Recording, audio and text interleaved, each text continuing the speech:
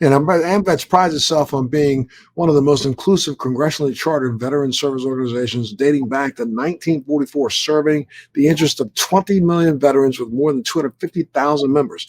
You are, again, the chief medical executive for Amvets. And Amvets did something that a lot of these other VSOs have not done. And that is you came out wholeheartedly supporting cannabis for our veterans. Why don't you talk a little bit about that?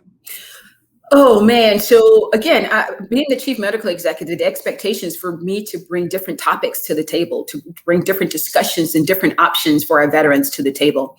And the HEAL program is a program where we help veterans through healthcare evaluation, advocacy, and legislation. So any of those pillars, I'm able to help veterans, which is why we won the VETI Awards. And so when I discovered that Amvets had a resolution that says we're in support of cannabis and veterans having access to cannabis and cannabis research, I was like, why are we sitting on this legislation? Why isn't someone moving this forward? And it was just at the perfect time, Montel, because we noticed that a lot of states were becoming legal. Maryland had become medicinal. So it was a great time for us to talking about this topic. And so last quarter, I went to our executive director, was like, hey, I have enough knowledge. You know, I'm in the cannabis space. I've done a couple of podcasts, a couple of interviews. I've gotten a certification. You know, I can speak intelligently on this plant and how it can be an option for veterans.